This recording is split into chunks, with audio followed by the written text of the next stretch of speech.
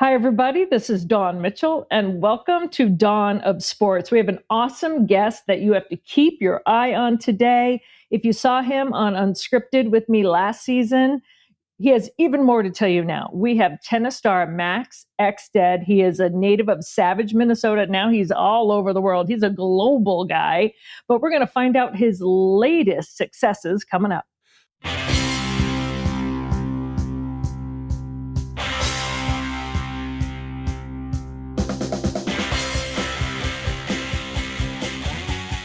One of my favorite guitar shops is in Savage, Minnesota. I used to drive by it all the time. So glad to have Max on. Thanks to Dawn for lining this up. This is Dawn of Sports. As we said, we're coming to you from the Aquarius Home Services Studio. We also want to thank Minnesota Masonic Charities and Lexus Wayzata and Maplewood. Thank you for listening. Best way to listen to this show or any show at talknorth.com. Please subscribe to your favorite podcast app. It's free. It's easy. We're starting a new fantasy football show this year with Kevin Gorg and Randy Shaver, who plays like 20 different fantasy football leagues. He's nuts. It'll be fun. We have Randy Shaver's high school football show. We have Mark Rosen's Sports Monday. We have all the teams covered with the best experts in the area. Please check it out. We do appreciate it. And now back to Dawn.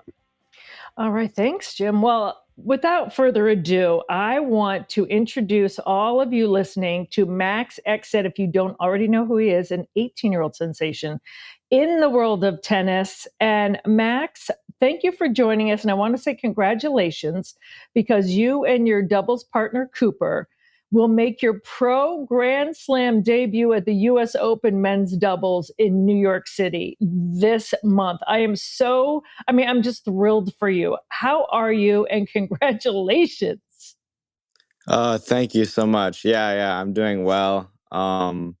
Thanks for having me on. And yeah, it was a great success this past Saturday. Well, I know when I had you on my show about a year ago, you couldn't wait till you're turning 18, because then you could start making some big money if you go to these pro tournaments. And finally, not only is it a pro tournament, I mean, it's a Grand Slam. It's the U.S. Open. Take us through when you and Cooper found out that you were going, and because I know that you guys are coming off being the USTA 2025 Boys Nationals doubles champions. So another congrats to you. It's like they just keep on coming.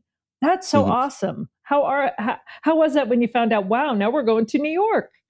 Yeah, so basically how it works with the USTA is for the national championship, if you win, you get a direct entry into the US Open. So for doubles, me and Cooper came in as the 1 seeds, and we made it to the finals, and we were playing the 2 seeds, and it's basically in the finals, it's either you win the wild card or you don't. If you get second, you don't get anything. And we had a crazy 3-set match and saved 3 match points, but I ended up winning 7-6 in the 3rd set and winning wild card. So yeah, we were really happy, and it was a great match.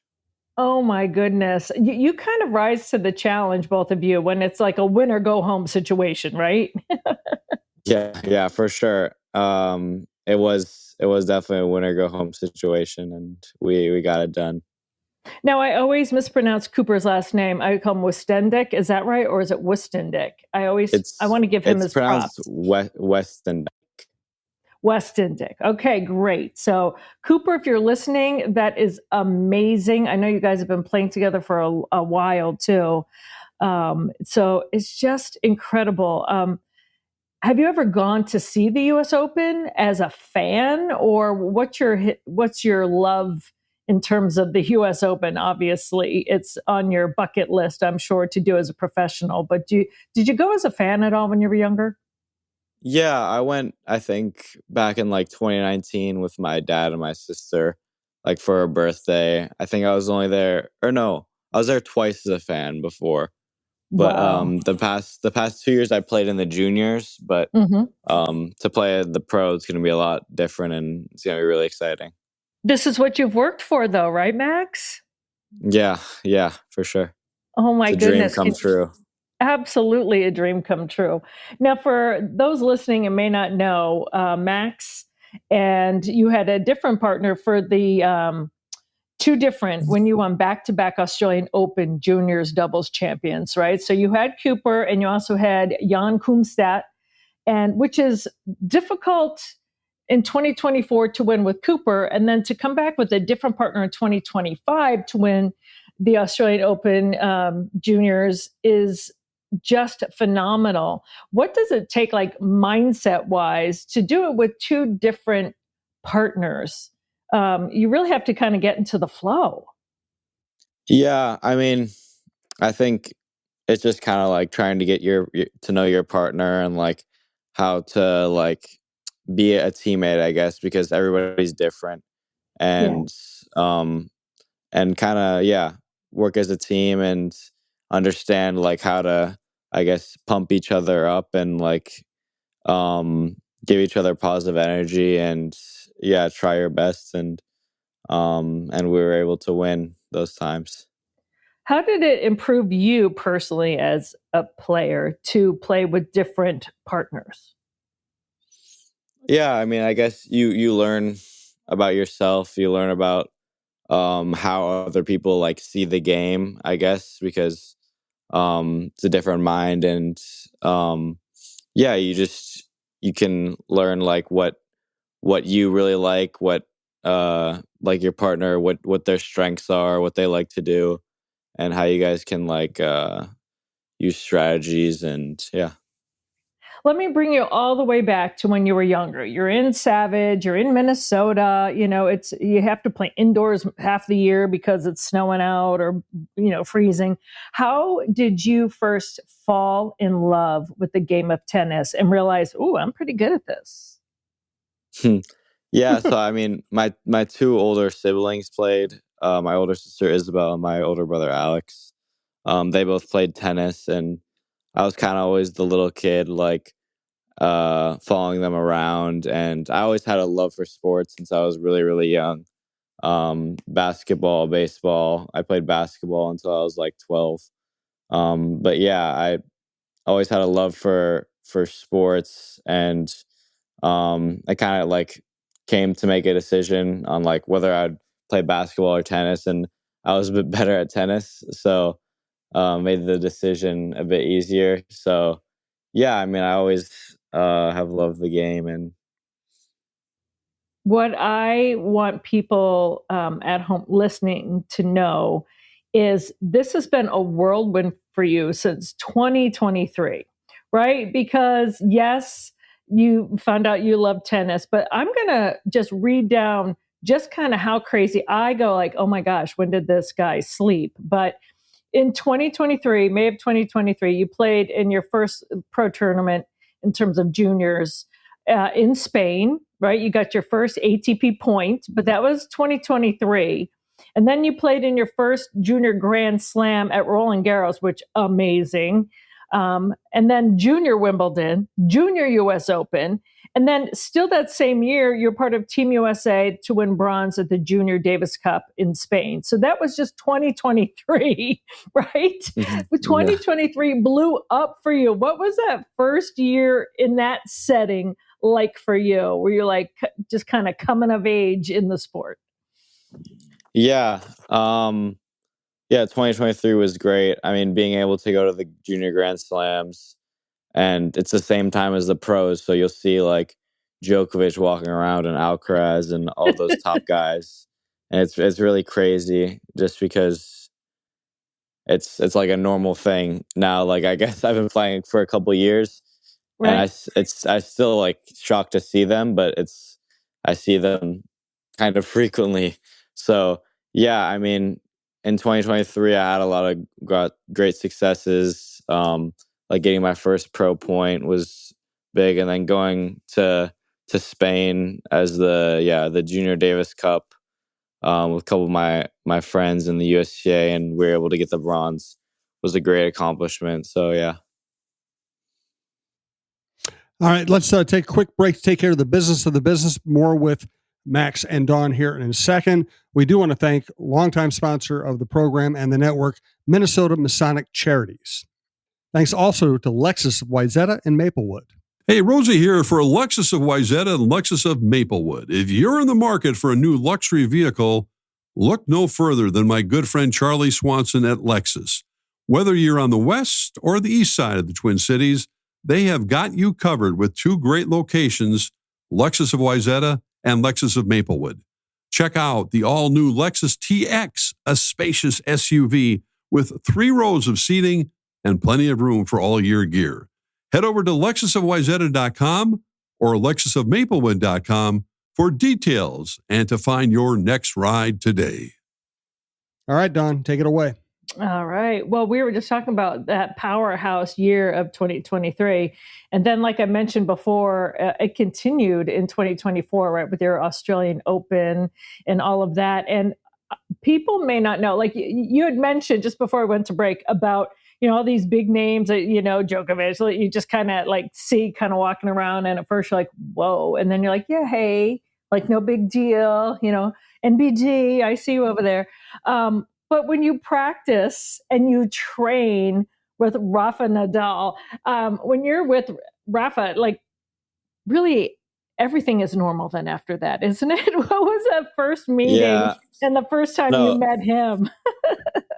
Yeah, that's definitely the craziest experience I ever had, being able to practice with him. He's arguably the greatest tennis player of all time. And being able to practice it with him, like I think like 6 or 7 times, and it was a surreal feeling, just like being able to share the court with him, and kind of just like the aura he has, and you know, he was still such a nice guy, even when I see him now, kind of around like the academy. Rarely he's still like, he asks me how I'm doing, and he says like, "Hey Max," and yeah, I mean, it's crazy being able to be around him, and you still sometimes I kind of get used to it, but then I'm like, dude, like it's Rafa Nadal, like this is so crazy. I know. The first time he called you by name, I mean, it doesn't matter how old you are. How was that for you? Like, oh my God, he knows my name. Yeah, it was, definitely. When you were on the same court with them, how was your game that day? Like, were you like, this is the best I've ever played, or what was that like? Yeah, I was definitely really nervous going like into it in the beginning, but I was so focused and like so locked in, I guess. I didn't want to like give him a bad practice or like, mess up. So yeah, I definitely played really well, and I was really, really focused, and yeah.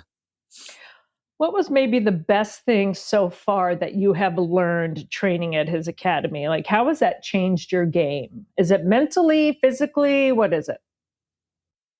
I think they have like kind of a good overall training.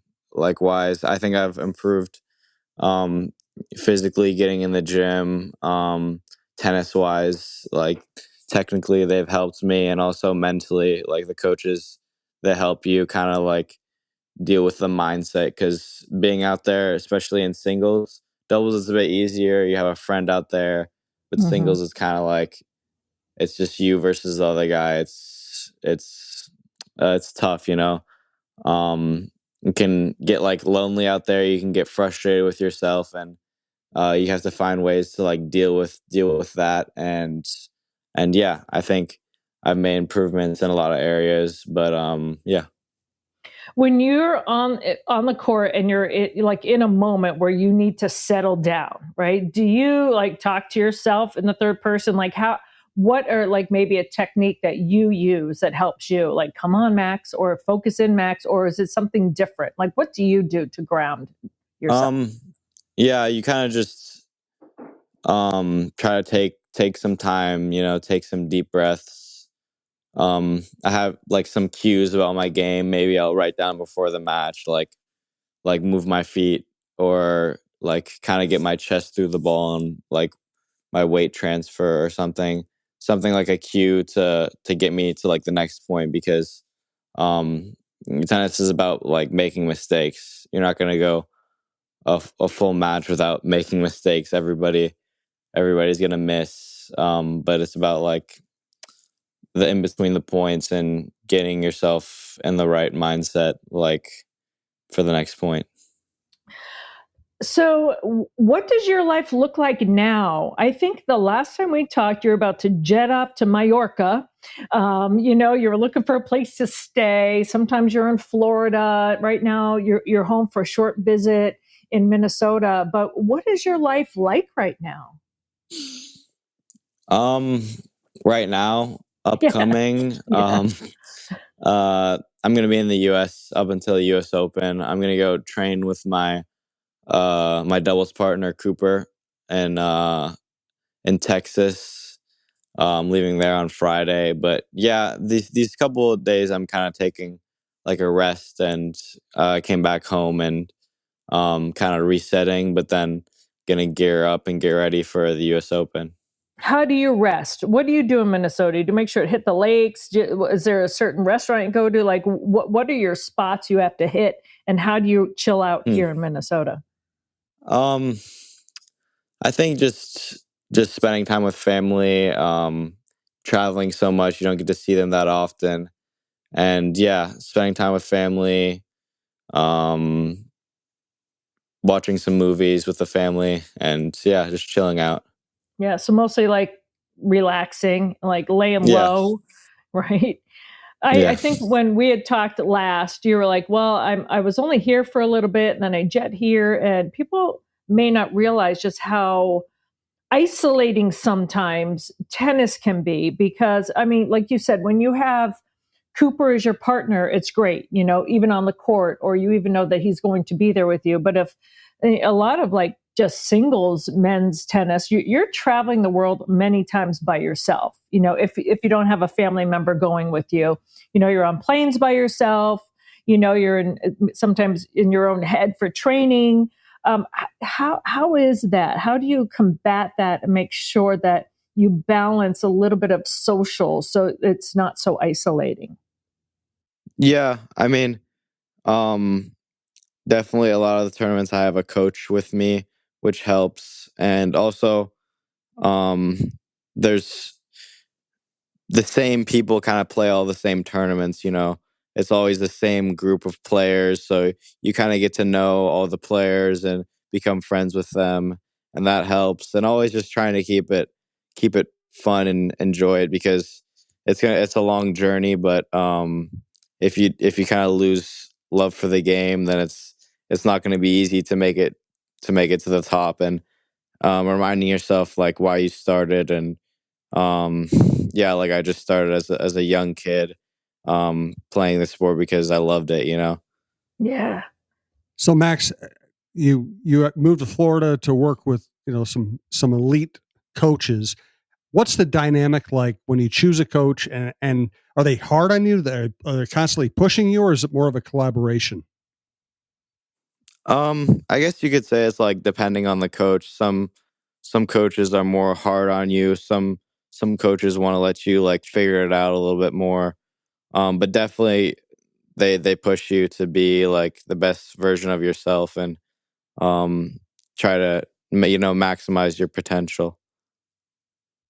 Well, Max, I first of all am so proud of you. Thank Congratulations, you. not only for all your past success, but I feel like you're just starting in a sense. Like you have all of this stuff behind you, but now that you're going into your first pro Grand Slam, I think you're going to blow up. Like it's like Yeah. we knew Max when, like don't forget us little people back here. But I'm so excited for you. And it's the last week of August, right around the 29th ish, is when Mhm. we should be keeping our eyes peeled. How can people watch Um, or they go? they Like, watch on ESPN Plus, I believe. okay, Hmm. nice. So you must be so excited. I'm just so Yeah, happy for you. I thank wish you. you the best of luck. I will be watching. I'll probably be texting your family, trying to find out the Hmm. details as I always do. They keep me posted on all of your comings and goings. So please know you always have friends back here cheering for you, in addition to your family, because this is fantastic, and I know you're just going to do great things. Yeah, awesome. Thanks so much for the support. Oh, yeah, you're so welcome. Well, that's Max Exsted. Keep your eyes peeled. because he's making his pro Grand Slam debut at the U.S. Open men's doubles in New York City. I love going there. I've been to the U.S. Open. It is my jam, so I'm so excited for you. Max, thanks for joining us today. Yeah, thanks for having me.